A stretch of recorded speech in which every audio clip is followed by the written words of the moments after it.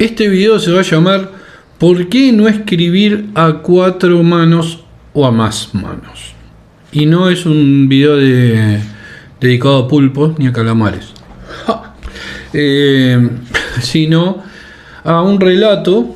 Y bueno, y estoy hablando de esto. ¿Por qué estoy hablando de esto? Porque veo todo el tiempo en las redes. Bueno, ya ni estoy, cada vez menos estoy en las redes, porque la verdad que me tienen podrido, ¿no? ¿Cómo les puedo explicar mi tema con las redes? Las redes son tipo Facebook, Twitter, todos esos lugares. Y a veces no hay gente del nivel de uno. Y esto no es un tema de racismo, ni de clasismo, ni de nada. Porque puede haber un multimillonario con un coeficiente de un babuino y un indigente con 3 perros y un carrito con el coeficiente de Einstein. Es más, conocí hace muchos años a un pobre viejo, una barba así, todo sucio, con un carrito que andaba por la calle y se paraba fuera de un restaurancito que había en la Ciudad Vieja donde yo trabajaba. Yo en esa época tendría 18 años, yo trabajaba en una oficina y él se paraba ahí, nunca pedía nada y no aceptaba nada, solamente se paraba ahí y le traían un paquetito de comida y se iba. Por curiosidad un día pregunté quién era ese señor y me dijeron que era un señor de mucho dinero, que era profesor de filosofía y que un día se le voló la chaveta y que se fue de la casa, casó y tal, los hijos lo buscaron por mucho tiempo porque la mujer había fallecido, creo, y por eso capaz que eso también desencadenó su locura. Y los hijos le pagaban a ese restaurante para que le dieran la comida, el almuerzo y la cena a este señor. Y este señor iba ahí y se paraba porque habían hecho una tramoya los del lugar. No sé qué le habrían dicho para que el señor fuera y retirara la comida, porque si no, no comía, se moría, porque no quería plata, no quería nada de nadie.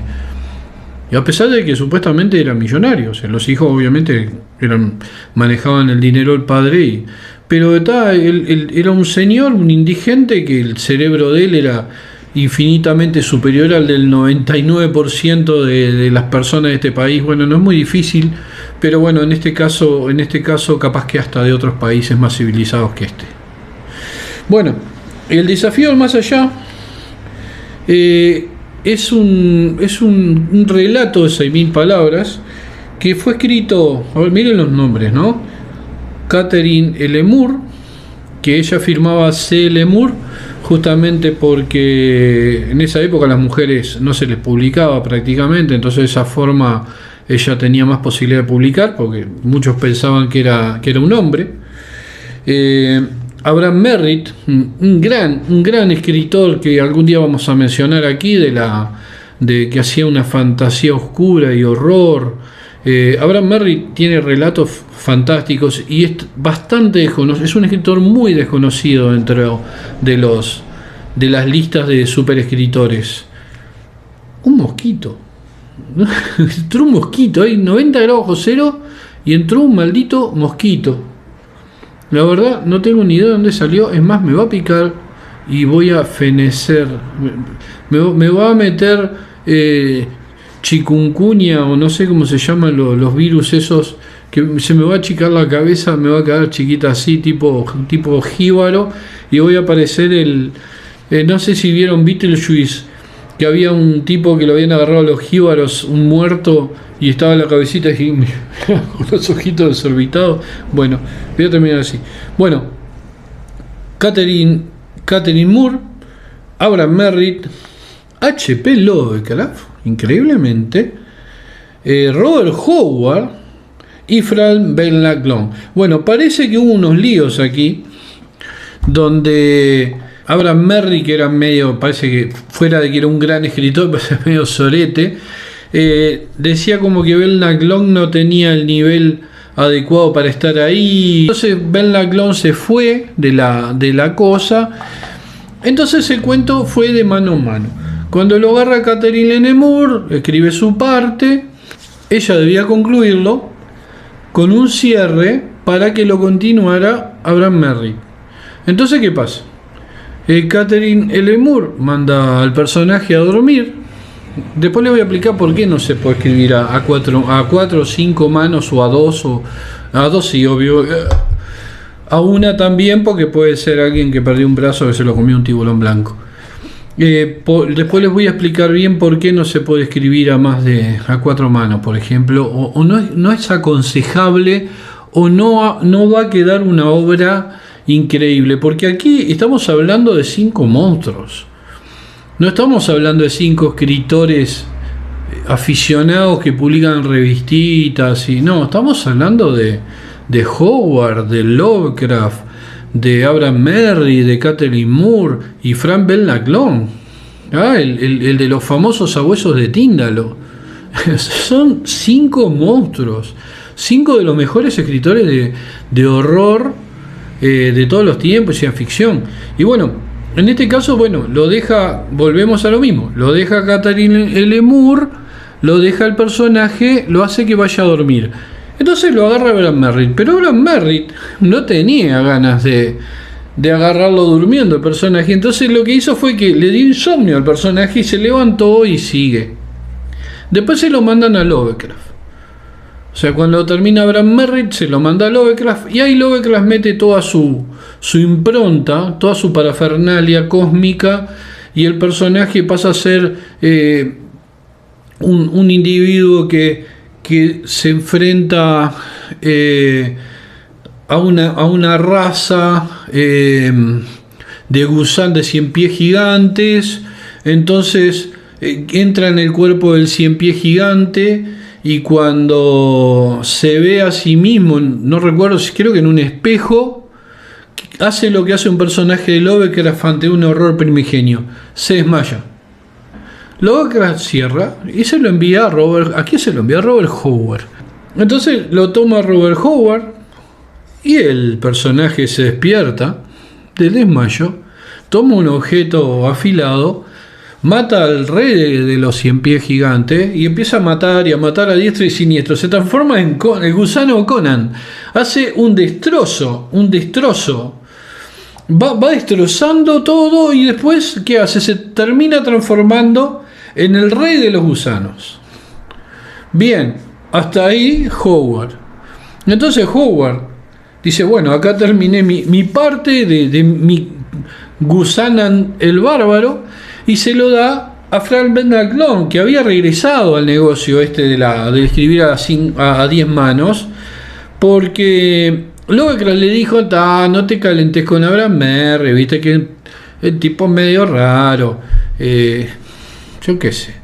Y bueno, Belknap Long dijo: bueno, sí, no pasa nada. Entonces ahí se agrega a la joda, y termina. ¿Cómo termina el relato? Termina a lo Belknap Long, ¿no? No sé si leyeron Los sabuesos de Tíndalos, y más o menos ven cómo terminan Los sabuesos de Tíndalos, y los personajes de Frank Belknap, estos nombres se podían llamar Jorge Pérez. Belknap Long lo concluye con que el rey gusano se da cuenta, su interior humano se da cuenta que es un monstruo, y se vuelve un idiota, un demente idiota, y termina babeando en el trono. Fin. El relato es una mierda. Eran 5 de los escritores más grandes de todos los tiempos. 5 de los mejores escritores de horror de la historia: Lovecraft, Howard, Belknap Long, Catherine Moore y Abraham Merritt. Monstruos. Y a pesar de todo, hicieron que el relato fuera una mierda. Es una anécdota el relato, una anécdota graciosa. No tiene sentido. ¿Ven? Aquí está. ¿Ven? Estos no son los libros al revés, porque es una cámara de verdad. El desafío al más allá. Miren: Catherine Moore, Abraham Merritt, H.P. Lovecraft, Robert Howard y Frank Belknap Long Jr. Paté lo hicieron el relato. No se puede escribir así. A mí, más de uno O sea, ¿cómo decirlo? Gente atrevida, ¿no? Vinieron escritores muy mediocres que de repente manejaban, literariamente estaban correctos porque habían ido a una universidad y habían estudiado letras de alguna u otra forma, y me llegaron a ofrecer que mis ideas eran fabulosas, pero que yo no las escribía tan bien como las escribiría a cuatro manos con ellos. Mi respuesta fue: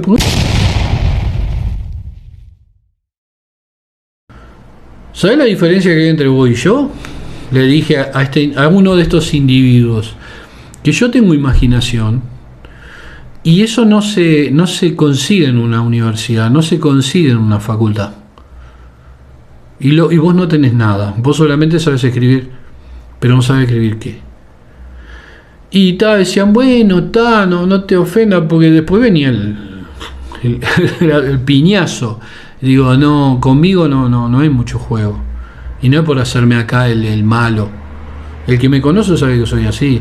Primero viene la puteada, después viene la piña, o a veces viene la piña y no hay puteada. Nunca se dejen hacer eso. Nunca. Si ustedes van a escribir a cuatro manos con alguien, escríbanlo con alguien que de repente, no sé, que sea un afecto o un hermano, pero no con un pelotudo, ni amigo. Los amigos hoy son amigos y mañana son enemigos o no son nada. O sea, no vale la pena. No vale la pena. Generalmente, no vale la pena porque el producto va a ser una mierda. No se puede escribir bien a cuatro manos. Tráigame todos los ejemplos que quieran. No considero que yo recuerde. Ahora me pueden venir una lista y me pueden escribir, sí, pero fulano y mengano escribieron a cuatro manos. Yo qué sé. ¿Por quién doblan las campanas? No está escrito a cuatro manos. Los libros de Bukowski no están escritos a cuatro manos. Bradbury, los mejores relatos de Bradbury no están escritos a cuatro manos. Los mejores relatos de Lovecraft tampoco.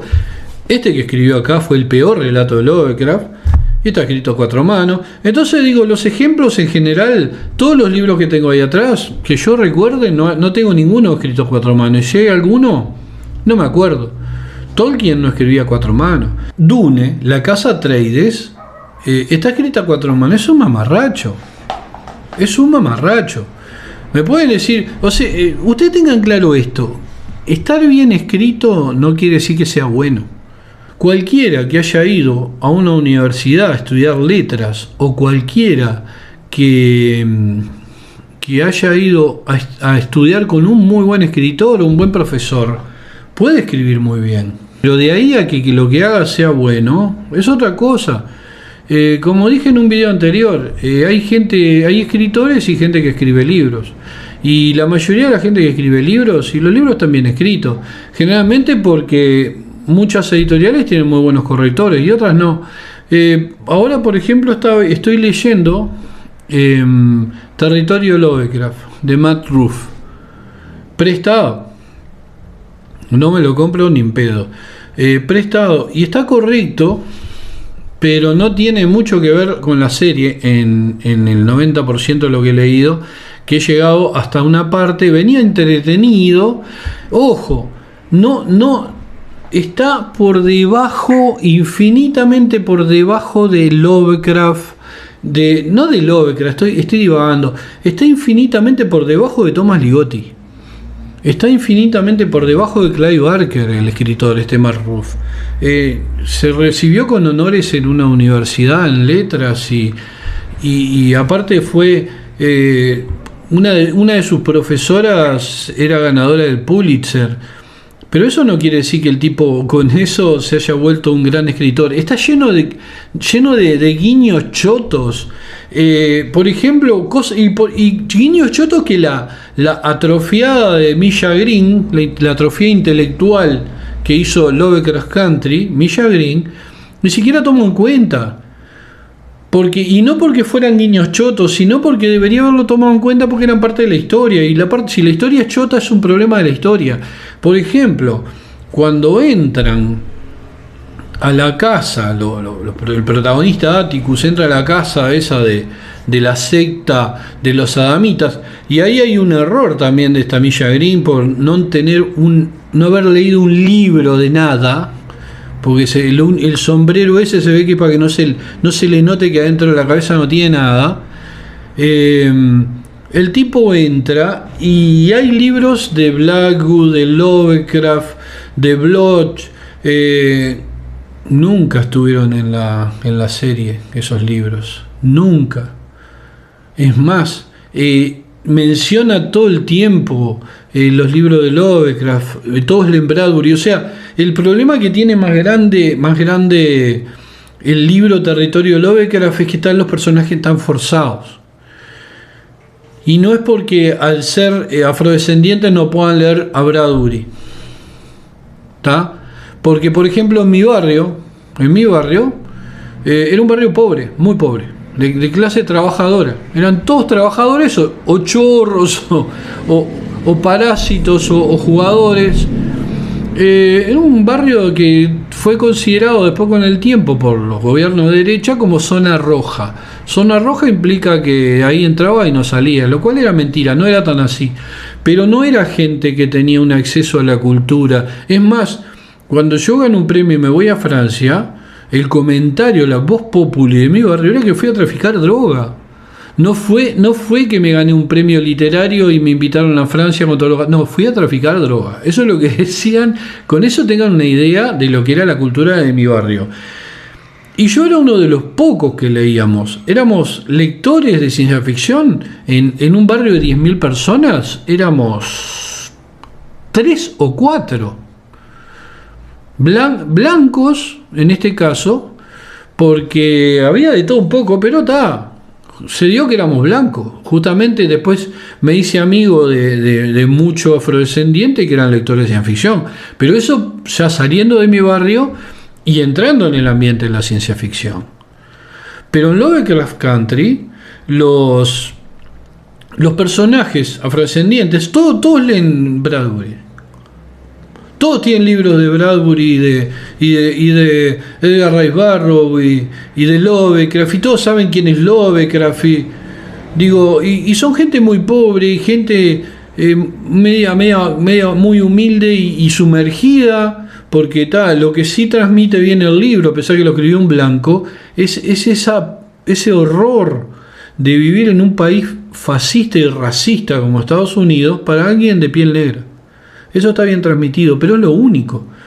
Pero ya lo voy a terminar de leer. Ya voy por la página 100 y pico, son 300 y pico de páginas. Y cuando lo termine de leer, voy a sufrir nuevamente de la serie de Milla Green. Y quiero ver si el padre de Atticus, Monrose creo que se llama, se hinca y le hace un sexo oral a un latino drag queen. Quiero ver si eso es cierto, porque hasta ahora el personaje en 100 páginas, el padre de Atticus, para nada da ese perfil. Segundo, cuando Atticus escapa de la casa, como en la serie, matan al tío George, creo que era. Acá el tío George salió tranqui y sigue actuando, o sea, sigue estando en el libro. Y un personaje tan importante como el tío George, que es el más culto junto con Atticus, o sea, es el hermano, aparte no me acuerdo si en la serie era el hermanastro o el hermano del padre. Acá es el hermanastro en el libro. El tío George es fanático de libros de ciencia ficción, fantasía, y el padre de Atticus no, era un negacionista de todo lo que era blanco. O sea, si Atticus leía un libro de un escritor blanco racista, el padre se iba a la biblioteca a encontrar data que decía que ese libro era de un racista y se lo echaba en cara y se terminaban agarrando a los tortazos. Eso está pasando en el libro. En la serie, ni ahí. Y esto es un adelanto del video que voy a hacer cuando termine de leer el libro y cuando termine de ver nuevamente la serie, que se me borró de la cabeza, por desgracia, porque la voy a tener que ver de vuelta. Y se me borró porque la basura se me borra de la cabeza. Bueno, y el miembro del pueblo originario, hermafrodita, que aparece con tetas y pito en el primer plano de la serie de HBO, de la extinta, por suerte, serie HBO, quiero ver si está en el libro también, si aparece, y si no es agenda de esta Milla Green, que era agenda todo el tiempo. Otra cosa, los Shoggoth nada que ver, ni se ven hasta ahora. Y en la película se veían, eran como una especie de oso feo, de mono oso. Era una cagada. Otra cosa, tampoco arranca de una manera el libro que no tiene nada que ver con la serie. La serie arranca con un sueño donde aparece Chulú y la guerra. No, acá arranca con Atticus recorriendo en el coche que va hacia un lugar determinado porque recibió una carta del padre. Que después lo enganche. O sea, no, esta Milla Green tenía que haberla demandado. La tenía que haber demandado porque le destruyó el libro. Pero volviendo a este relato. Este relato, que también acá lo menciona Spray de Camp. Spray de Camp era un capo. Por ejemplo, acá dice, está hablando de que Frank Langlois se había ido furioso. Schwartz le cedió a Lovecraft, por ejemplo, atemorizado ante el prestigio de Merritt, Schwartz cedió. O sea, Merritt, que era un histérico, por acá dice, por ejemplo, Miss Moore escribió el principio y Long la continuación.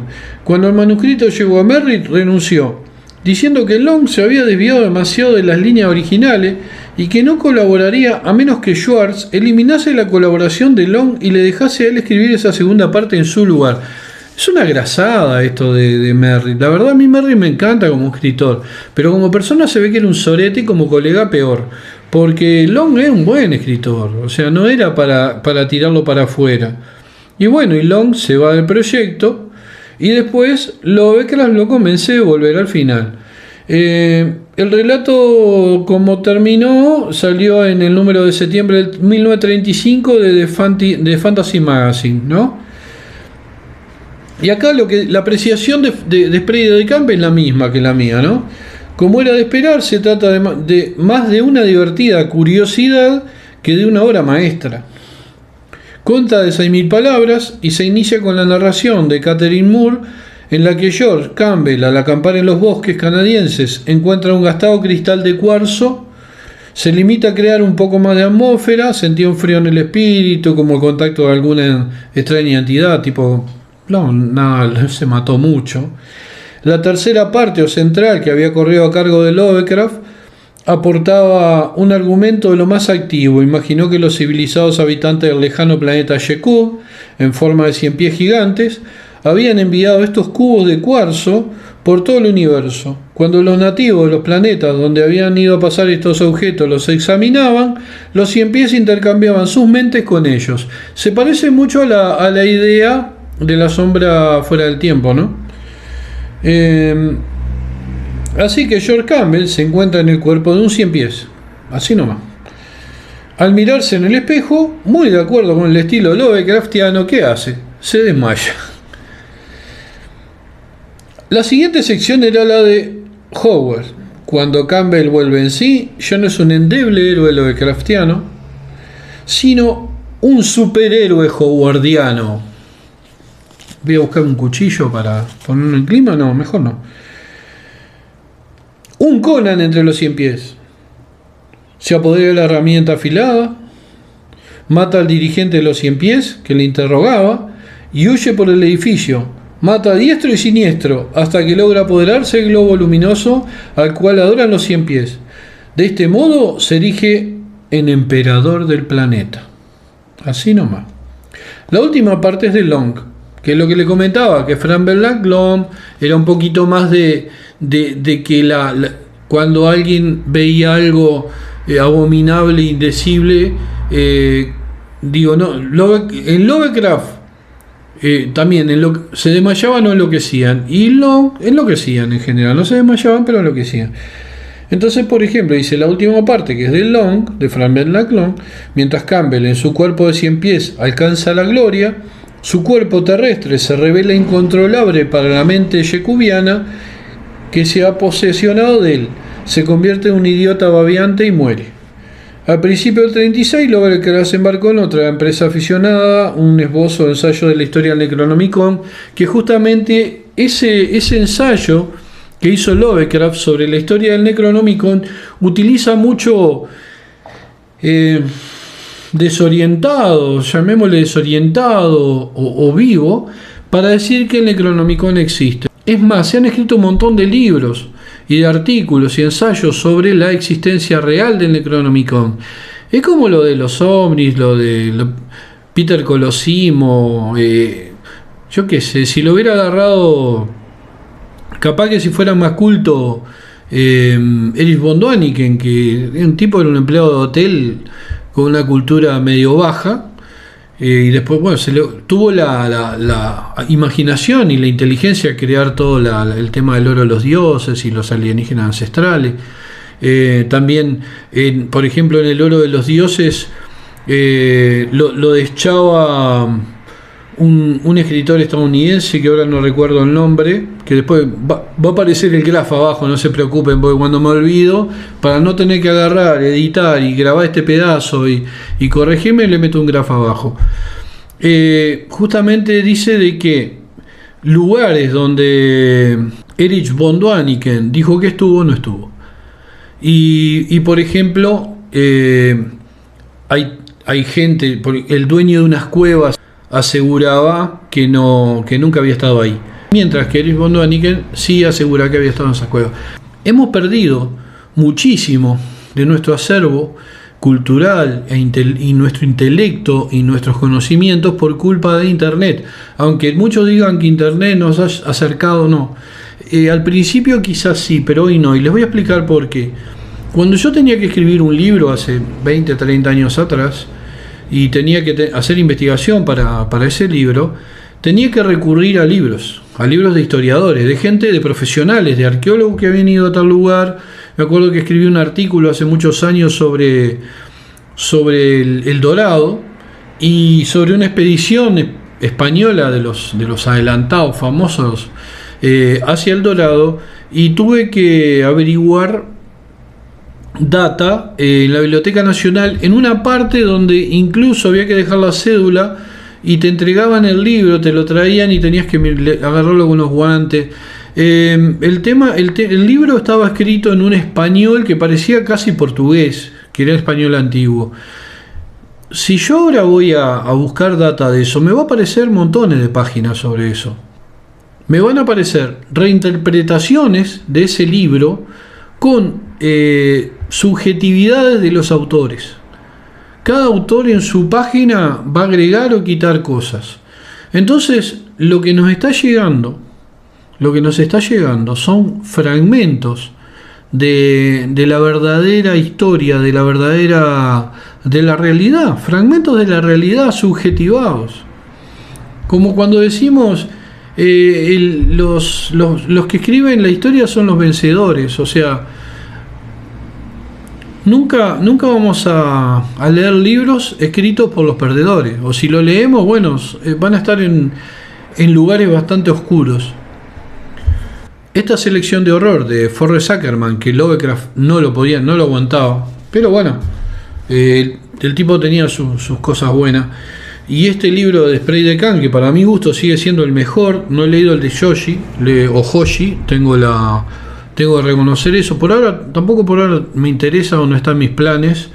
Sí, el del francés sí lo leí, que no me acuerdo el nombre, pero Graf. Y les puedo decir que para mí este es el mejorcito que hay, más por lo entretenido, por montones de trivia, etcétera, etcétera. Yo les aseguro que en próximos videos vamos a hablar un poquito más de esta biografía de Lovecraft, y vamos a hablar de este problema que hay en Internet, de que hay mucha desinformación. Hay mucho tipo escribiendo listas de ciencia ficción, fantasía y horror sin saber un sorete. La mayoría van y escriben listas que escribieron otros, que a su vez leyeron listas de otros, que a su vez leyeron listas de otros. Y después tienen también la agenda. tienen la agenda atrás, tienen la orden de que viene de arriba, que le dicen, che, vos tenés que meter a todos los escritores LGBTQ+, a los afrodescendientes, digo, nosotros no necesitábamos esa estupidez antes para publicar. Teníamos un Samuel R. Delany, un gran escritor afrodescendiente y gay.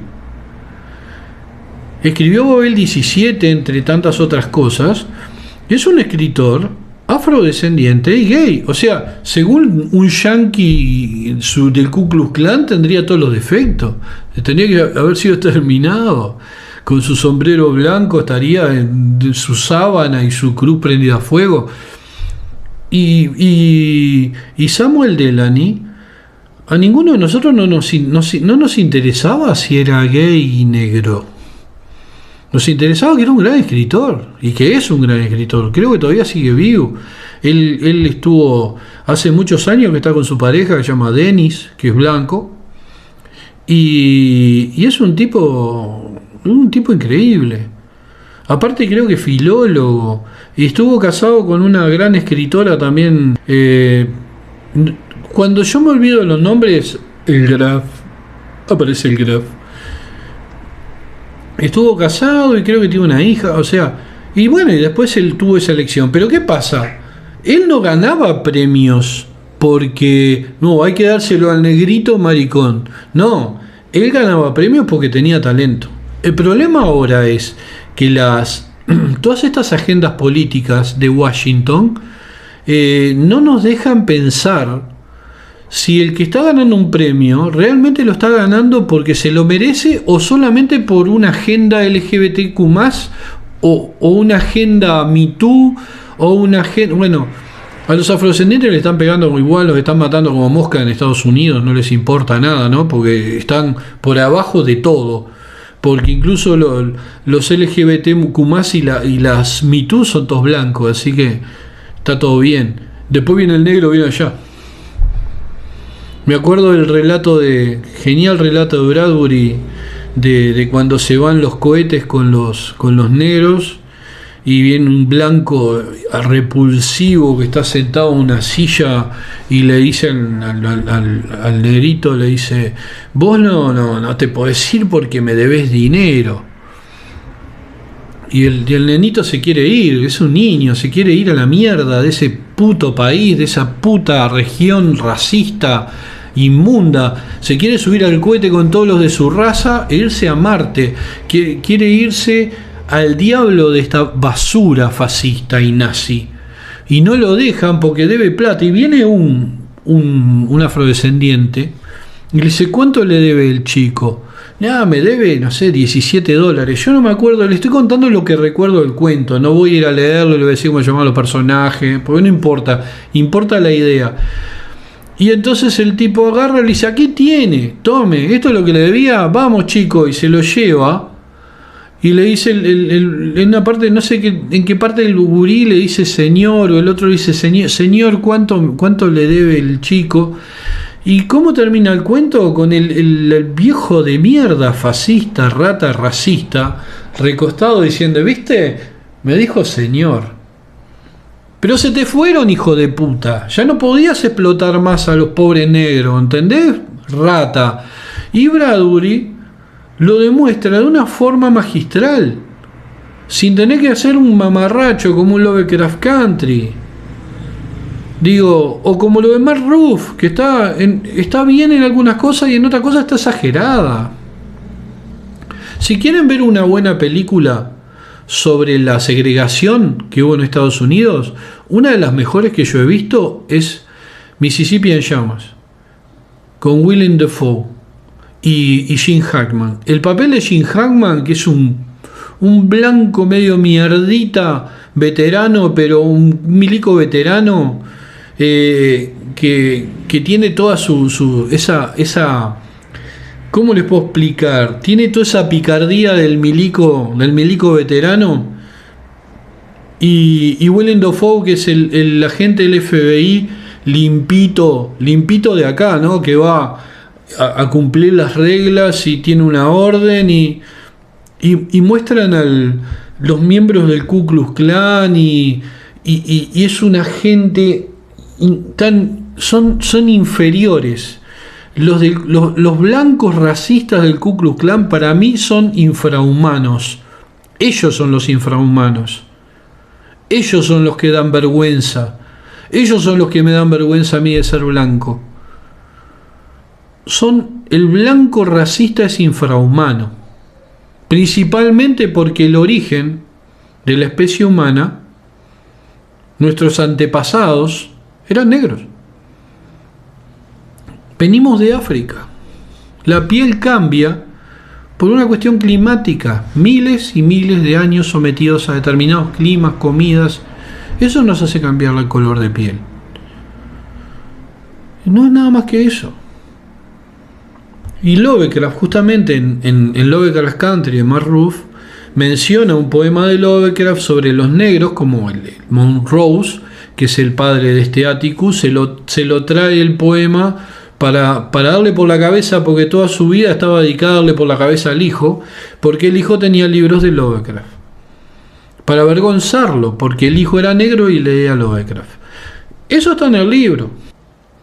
En la serie no recuerdo que estuviera. Y es un detalle importantísimo, porque marca mucho el perfil de la relación que hay entre padre e hijo, y de por qué las cosas pasan como pasan. Fuera de todo, el libro Lovecraft Country para mí no es muy original. Es entretenido, está escrito correctamente, tampoco parece escrito por un, yo qué sé, no es un Abraham Merritt o un Black o un Machen, no, es un escritor capaz que un poquito más literario que Stephen King, capaz que un poquito, pero Stephen King escribió 400.000 libros, este tipo escribió 2 o 3. Y bueno, volviendo, me fui, me voy, siempre me voy y después vuelvo. Yo no aconsejo escribir a 4, 6, 8 o 10 manos. Tenemos el ejemplo aquí. 5 de los mejores escritores no pudieron con esto. Si después algunos lo hacen y queda fantástico, y no sé, para mí no. La verdad, yo he leído mucha cosa escrita a 4 manos, no a 10 manos solo esto. Mucha cosa escrita a 4 manos y me pareció una mierda, y me pareció que se notaba la lucha de egos dentro de las obras. Me pueden decir, no, pero no me interesa. O sea, la verdad, lo que yo leí, habré leído 10, 15 relatos escritos a 4 manos y ninguno me pareció competente. Me parecieron aburridos. Y ahora que no me vengan, no, pero leete. No los voy a leer, no tengo ganas. Tengo muchos libros para leer. Tengo que terminar Lovecraft Country. O Territorio de Lovecraft, como lo tradujeron, devolver después el libro intacto como me lo prestaron. No lo voy a mostrar acá porque no es mío. Yo no muestro los libros que no son míos, o los libros que me envíen. Si me envían un libro para mí, una editorial me dice, tomá, quédatelo, ¿querés leerlo? Y bueno, yo lo leeré y daré mi opinión, o si directamente me dedicaré a reseñarlo, si no es algo que me... Pero en general voy a tratar de evitar. Si me mandan un libro de Isabel Allende, no, gracias, no lo voy a reseñar ni lo voy a comentar. No, muchas gracias, se los agradezco. De Paulo Coelho, muchísimas gracias, pero no quiero terminar en manos de psicólogo o ahorcarme del árbol. No, bueno, el árbol de acá de mi casa lo arrancaron malamente. La intendencia de izquierda, que yo voto, anterior a Carolina Cos, el mongólico que estaba de intendente, lo hizo arrancar, y ahora tenemos autos pasando por arriba de la vereda chocando. No lo quiero leer a Paulo Coelho, y bueno, veremos si este canal crece y tengo gente que me pida que lea libros y los comente, lo cual no es un canal para eso. Es un canal, soy escritor y hablo de las cosas que habla un escritor. A veces hablo de libros y a veces No, en este caso no estoy hablando de un libro. Este libro tiene 1 millón de años y ya no lo consiguen nunca más porque es un libro de Bruguera, de Editorial Bruguera, que es de... Primero, es una selección de Forrest Ackerman, que está más muerto que Artigas, y es del año... No sé si tiene introducción. Con eso... Es más, creo que le falta la hoja donde dice el año de edición, a no ser que esté atrás. No la tiene. Este lo compré usado hace 50 años. No digo 50, pero 40 sí. Y el libro es de 1967. Viernes 13 de octubre de 1967. Así que este libro, esta edición de Bruguera, y debe ser del 70 y pico, capaz.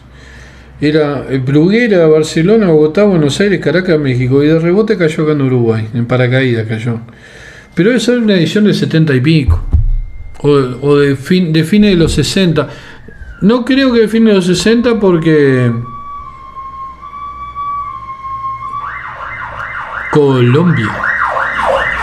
México, la peor parte de México. No, Texas. En fin. La naturaleza le dio 2 manos. Escriban con 2 manos. Si perdieron una, escriban con una. Si perdieron las 2, porque un tiburón blanco, ustedes iba a atrapar su pelota Nivea de colores y ustedes no querían que le comiera su pelota de colores y metieron las 2 manos en la boca de un tiburón blanco porque son boludos, o por salvar a alguien, eso sí, heroicamente perdieron las 2 manos, las perdieron en la guerra, consigan un software que les... o una persona que le escriba, son 2 manos, o un software bueno que escriba lo que ustedes le cuenten. Pero más de 2 manos, un pulpo, una cabeza y 8 brazos. El calamar tiene 8 y 2 más 10. Creo, sí, el pulpo tiene 8. Y el pulpo más inteligente que el calamar. Así que un pulpo capaz que podría escribir un libro. Es más, he leído tanta cosa mala que creo que un pulpo la escribiría mejor. Síganme en mis redes. Comenten, que me sirve a mí las opiniones, si son buenas mejor y si son malas, yo bueno, le contestaré algún disparate posiblemente si me agarran cruzado, y si me agarran de buen humor le contestaré con ironía, y le pido que le digan a sus conocidos, amigos, que divulguen este canal, porque de esa manera yo voy a poder hacer más videos, porque si no, la verdad, si veo que el canal no crece, y bueno, dejaré de hacer videos, pero por un tema de que yo soy escritor y tengo que escribir. Y no puedo perder el tiempo ¿tá? Así que cuando más gente tenga este canal, y bueno, haré videos regularmente porque lo tomaré como una tarea aleatoria de la escritura. De vuelta. Nos vemos en el próximo video, que será posiblemente sobre Lovecraft como escritor fantasma. Sé que hay demasiado Lovecraft en lo que hago, pero bueno, me gusta Lovecraft. Y creo que a muchos más también les gusta Lovecraft. Pero Lovecraft como escritor fantasma me parece que es un tema más que interesante. No sé, díganme ustedes si les gusta la idea. Me ponen abajo, quiero que hagan Lovecraft como escritor fantasma. Bueno, ahora sí, Dan Suidaño.